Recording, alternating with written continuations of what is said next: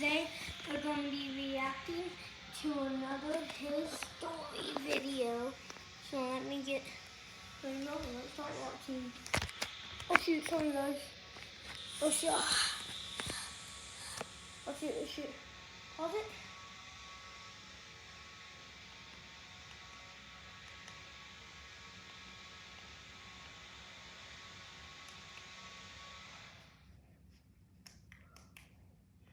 I showed up for my Sunday visit, and the front door was unlocked, which was wrong, because my grandfather always locked it. I walked in and called his name, and the house was quiet.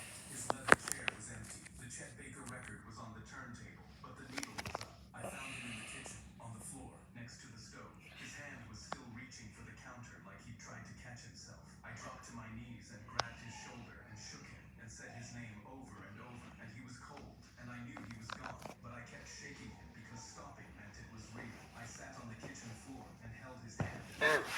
Sorry guys. I drove home and walked through the door with my face swollen and my shirt wet from tears. My dad was at the kitchen table on his laptop. I sat down across from him and put my hand on his arm.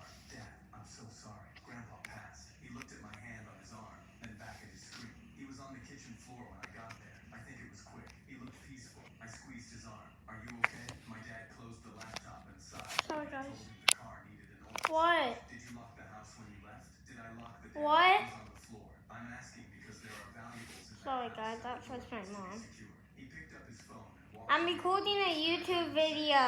It's me. Dad finally passed. I need you to get over to the house before anyone else does. Bring boxes. He said, finally, like he'd been waiting for this phone call his entire life. I sat at the kitchen table with my dead grandfather's hands still cold on my skin and listened to my father coordinate a robbery. And I walked to my room and closed the door and pressed my back against it and slid to the floor. I drove to St. Jude's that afternoon because there was a 7-year-old girl on the 4th floor who deserved to hear it from someone who was actually sad. Ada was 7 and bald from chemo, and she was sitting cross-legged on her hospital bed, taping a new drawing to the wall when I walked in. Same drawing she always made, a room with a big window and sunlight pouring through it. Her room had no window. Yes, I'm recording a YouTube video. Taped to that wall was a room with a window she'd never had. She grinned when she saw me. Is he coming today? I braced myself on the doorframe. Ada, he died. Her grin collapsed into something I never want to see on a child's face again, and the drawing slipped out of her hands and floated to the blanket.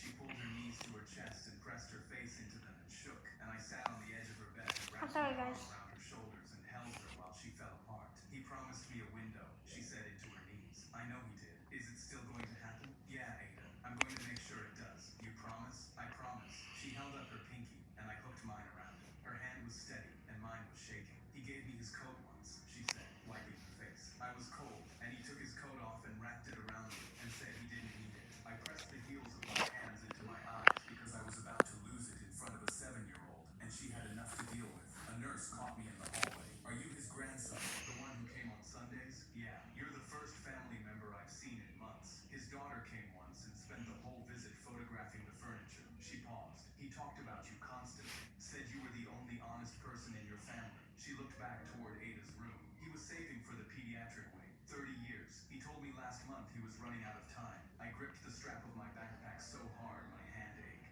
Those kids loved him, she said. More than some of them loved their own parents. She hesitated. Can I tell you something? He stopped eating properly months ago. He was losing weight. We tried to get him to talk to someone about it. That's not right. He always had food when I came over. She looked at me with pity I didn't understand yet. He stocked the fridge before your visits and emptied it after. He turned the heat up on Sundays and backed down when you left. He didn't want you to worry. I looked at the nurse. You said he saved for 30 years, for the wing, but his house is freezing. I'm sorry, His fridge guys. is empty. Where did the money go? She shook her head. I don't know. He told me last month he wasn't sure there'd be enough anymore. I walked out to my car and slammed the door and pressed my forehead against the steering wheel. I screamed into the steering wheel until my throat burned because I should have looked. The funeral was 3 days later, and something was wrong before the first hymn finished. My Aunt Diane whispered to a man I didn't recognize during the processional, and the word appraisal floated back to me over the music. At the reception, I passed my uncle in the hallway and heard him say, the house alone is worth $500,000, into his phone. My dad was in the corner shaking hands like he was hosting a networking event. Sorry And when I guys, walked past the coat covering room, the I saw camera. Diane showing someone photos of my grandfather's furniture on her phone and saying, I've already called a dealer. I looked around the room at every person talking about money at a funeral, and my hands curled scrolling his phone during the eulogy, and something snapped at me. I walked down my row and across the aisle and ripped the phone out of his hand. What the hell are you doing? He grabbed for it. I held it above my head. He's in a box, Garrett. Your grandfather is in a box 6 feet in front of you, and you're checking Instagram. Garrett lunged for the phone, and I stepped back, and my aunt grabbed my arm and hissed, "Sit down." And my dad appeared beside me with a smile pasted on his face, and his fingers digging into my elbow. He steered me back to my row. "Not here." "Then where? When do we get to be honest about how little any of you care?"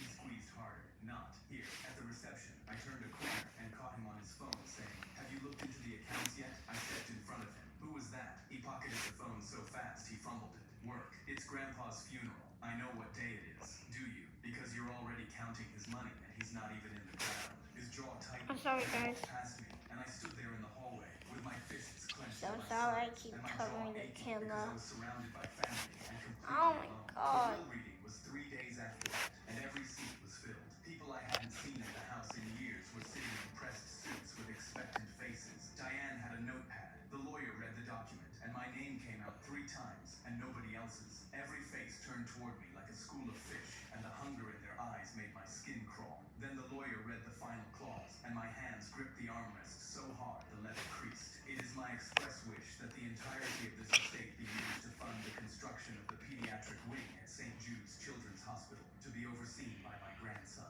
I bit down on the inside of my cheek, because if I made a sound, I was going to fall apart in a room full of people who didn't deserve to see it. Aunt Diane's mouth fell open. Garrett shoved off the wall. My dad's hand landed on my shoulder, Yes!